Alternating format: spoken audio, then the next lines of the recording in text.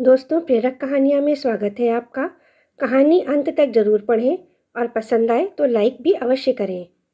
शाम के 6:30 बजने को थे। आशी बेसब्री से जेठ जिठानी के वापस आने का इंतजार कर रही थी, जो माजी को लेकर लखीमपुर गए थे। दरअसल लखीमपुर में माजी का मायका था। माता पिता अब थे नहीं। उनके बड़े भाई, भाभी, चाचा और अन्य रिश्तेदार लखीमपुर में ही रहते थे। सासू माँ का मायका बहुत संपन्न तथा समृद्ध था, जिसके किस्से वह अक्सर सुनाया करती थी। जेठ जी की बेटी लीना की शादी के समय माँ जी ने मन्नत मांगी थी कि पोती की शादी के बाद अपने मायके के पुश्तैनी मंदिर में प्रसाद चढ़ाएंगी। इसीलिए अच्छी तरह शादी संपन्न होने के 2 महीने बाद वो लोग माँ जी को लेकर एक दिन पहले ही कार से लखीमपुर के लिए निकल गए थे। आज रात तक लौट आना था। आशी घर पर अकेली थी। उसका मोबाइल खराब था, इसलिए वह किसी से बात नहीं कर सकती थी। वह तो बस पति सलील के ऑफिस से लौटने की प्रतीक्षा कर रही थी, ताकि कुछ पता चल सके। महाराजिन आई तो वह खाना बनाने का सामान और निर्देश देकर बाहर ही बैठ गई। 7 बजे सलील आया तो बताया कि वो लोग रास्ते में हैं, 2-2.5 घंटे में घर आ जाएंगे। आशी निश्चिंत हो गई। उसने पकौड़े बनवाए और चाय लेकर सलील के पास आ बैठी। वह बहुत उत्सुक थी यह जानने के लिए कि इतने साल बाद इस बार माँ-जी की कितनी आवभगत हुई होगी मायके में। वह जानती थी माँ-जी लौटने पर अनेकों बातें बताएंगी वहाँ की। उसने सलील से पूछा, आपके नाना बहुत संपन्न थे? हाँ, बहुत संपन्न थे। किसी चीज़ की कमी नहीं थी। अकेली संतान होने के कारण माँ बहुत लाडली थी उनकी। मायके में बहुत मान सम्मान रहा माँ का। बहुत ज़मीन जायदाद थी नाना के पास, सलील ने बताया। अकेली संतान? फिर मामा जी? आशी ने चौंक कर पूछा। सलील ने आगे बताया, अरे नहीं, अंश मामा नाना के अपने बेटे नहीं हैं। वो तो माँ राखी के त्योहार पर उदास हो जाती थी, इसलिए नाना ने अंश मामा को गोद लिया था। वो नाना का बहुत आदर करते हैं। नानी के न रहने पर उन्होंने ही सब कुछ संभाला। हम छोटे थे तब बहुत जाते थे नाना के घर। नाना सारा इंतजाम करा के रखते थे हमारे लिए, और मामा रोज़ हमें घुमाने ले जाते थे। नाना ने अपनी एक ज़मीन देकर लड़कियों के लिए डिग्री कॉलेज बनवा दिया था, और ये राम जानकी मंदिर जहाँ माँ दर्शन के लिए गई हैं, वो भी नाना ने ही बनवाया था। अंश मामा की शादी के कुछ साल बाद नाना बीमार रहने लगे। तब उन्होंने अपनी संपत्ति का बंटवारा कर दिया माँ और मामा के नाम, और कुछ संपत्ति लोगों की सहायता करने के लिए एक एनजीओ में दान कर दी। इस वजह से मामा थोड़ा नाराज हो गए थे। जब तक नाना थे, माँ हम लोगों की छुट्टी होने पर ज़रूर जाती थी। हम लोग भी बहुत मज़ा करते थे वहाँ जाकर। लेकिन धीरे धीरे यहाँ परिवार की जिम्मेदारी और हम तीनों भाई बहन की बढ़ती पढ़ाई के कारण माँ का निकल पाना मुश्किल होता गया। नाना बीमार थे तब भी पिताजी माँ को छोड़ आते थे कि कुछ दिन साथ रह लें। जब नाना का निधन हुआ तब माँ बहुत रोई थी, यह कहकर कि उनका मायका सूना हो गया। उसके बाद तो यदा कदा ही जाती थीं। मामा का आना भी तीज त्योहार में सामान लेकर आने तक सीमित होता गया। माँ ने कभी शिकायत नहीं की। वैसे वहाँ बहुत मान है उनका। हमने तो खुद देखा है, सब कितना प्यार और सम्मान देते हैं माँ को। इतने समय बाद गई हैं, फिर भी देखना आते ही बताएंगी किसने क्या कहा, किसने क्या दिया। सचमुच। सलील की बात पूरी होने से पहले ही दरवाजे पर घंटी बजी। वे लोग आ गए थे। आशी पानी और मिठाई ले आई। तीनों के चेहरे पर थकान झलक रही थी। जल्दी से आशी चाय बनवा कर भी ले आई। उसने उत्सुकतावश पूछा, पूजा कैसी रही भाभी?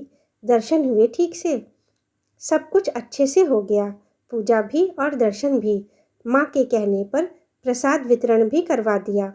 मामा जी ने पहले से ही सारी व्यवस्था करा दी थी। सब लोग बहुत खुश हुए माँ से मिलकर। जिठानी ने बताया। उसने सरसरी नज़र से सामान देखा। अटैची बैग के साथ 3 बड़े बैग और एक बोरी थी। तभी सलील ने पूछा, मामा मामी कैसे हैं? इस बार काफ़ी साल बाद मिले आप लोगों से। लीना की शादी में भी नहीं आ पाए थे, बस ढेर सारा सामान भिजवा दिया था ड्राइवर से। भैया के जवाब देने से पहले ही माँ जी उठ खड़ी हुई। मैं ज़रा फ्रेश हो लेती हूँ। मैं भी। आशी, खाना लगवा लो।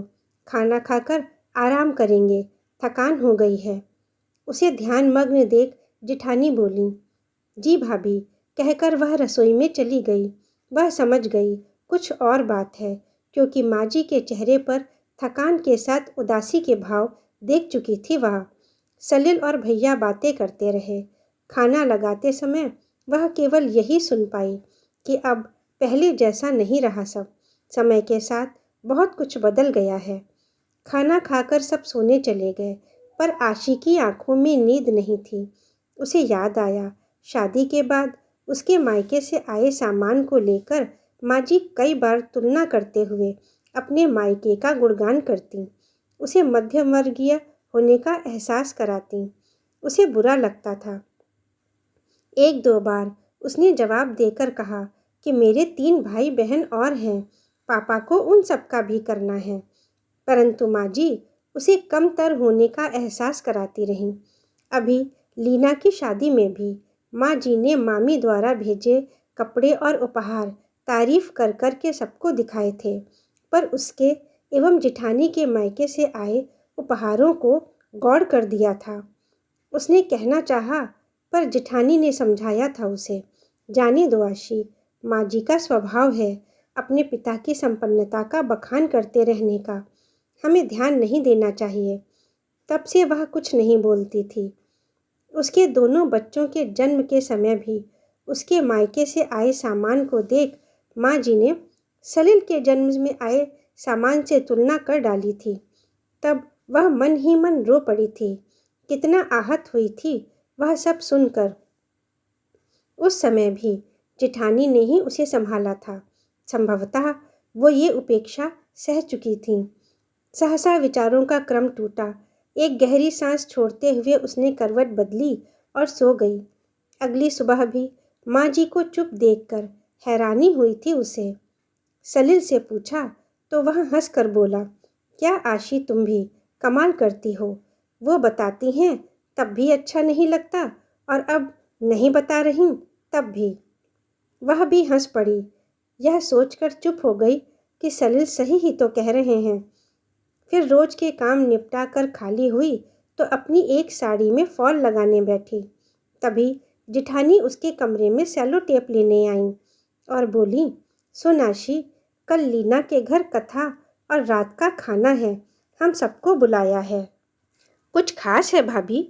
आशी ने पूछा। उसके सास ससुर की शादी की सालगिरह है। फिर दोनों बैठ बातें करने लगीं। आशी ने पूछा, क्या हुआ भाभी, इस बार माँ जी चुपचाप हैं, मायके का गुणगान नहीं कर रही? जिठानी मुस्कुरा कर बोली, कैसे करेंगी, मायका पहले जैसा कहाँ रहा, औपचारिकता भर रह गई है। आशी ने पलटकर आश्चर्य से पूछा, मतलब ये आशी कि जब हम पहुँचे तब मामा मामी घर पर नहीं थे, कहीं शादी में गए थे। एक पुराने नौकर दीनू काका थे घर पे, उन्होंने ही हमारी खूब आवभगत की। माँ जी को बिटिया कहकर सब हाल पूछा, मेहमानों के कमरे में ठहराया, बाकी के कमरों में ताला बंद था। उन्होंने ही खाना परोसा। रात 1 बजे मामा लोग आए, थोड़ी देर मिले, वो भी औपचारिकता मात्र, ना कोई खुशी जाहिर की ना उत्साह। सुबह भी दीनू काका से कह पूजा की सारी व्यवस्था करा दी। खुद नहीं गए वो लोग। पूजा तो अच्छे से हो गई, पर माँ जी ने कहा गरीबों को प्रसाद बांटने के लिए, तो तुम्हारे भैया काका के साथ पास के ढाबे से पूरी सब्जी लेने गए। ठीक 12 बजे पंडित जी ने कहा हम बाहर बैठ जाएं, क्योंकि उन्हें मंदिर बंद करना था। 1.5 घंटे तक हम वहीं बैठे रहे, अपने ही गांव में। माँ जी अजनबी सी हो गई थीं। प्रसाद बांटकर वापस लौटते समय अन्य रिश्तेदारों से मिलने गए तो उन्हें माँ जी के आने की सूचना नहीं थी। नाना के जाने के बाद से अंश मामा ने किसी से संबंध नहीं रखा है। माँ जी नाना के कमरे में भी नहीं जा पाईं, ताला बंद होने की वजह से। और ये जो सामान दिया है ना, सब काका ने दिया है, ये कहकर कि मायके से बिटिया खाली हाथ जाए तो क्या मान रह जाएगा। तब से माँ जी चुप हैं, कहा तो कुछ नहीं, लेकिन मन से बहुत अपसेट हैं। समझ लो मायके से पराएपन का एहसास लेकर लौटी हैं माँ जी। कहते हुए जिठानी का गला भर आया। कुछ रुक कर बोली, माँ जी को दुखी देख अच्छा नहीं लगा। कितना गर्व दिखाती थी अपने मायके का, आज सारा गर्व टूट गया। सच तो यही है कि कितना भी अपनापन हो, पर समय के साथ रिश्तों में दूरियां आ ही जाती हैं। हो सकता है अब वो हमें हमारे मायके के लिए कुछ ना सुनाए। कहती हुई वह बाहर चली गई। सुनकर आशी का मन विचलित हो गया। आज माँ जी के लिए उसे भी बुरा लग रहा था। साड़ी में फॉल टाकते हुए वह सोच रही थी, क्या सचमुच मायके के रिश्ते भी कभी पराये हो सकते हैं। दोस्तों, कहानी पूरी पढ़ने के लिए, सुनने के लिए बहुत बहुत धन्यवाद। आप सभी से आग्रह है कि हमें सपोर्ट करें, कहानी को लाइक अवश्य कर दें और हमारे चैनल से जुड़े रहें। आपके सहयोग से ही हमारा चैनल आगे बढ़ सकता है। धन्यवाद।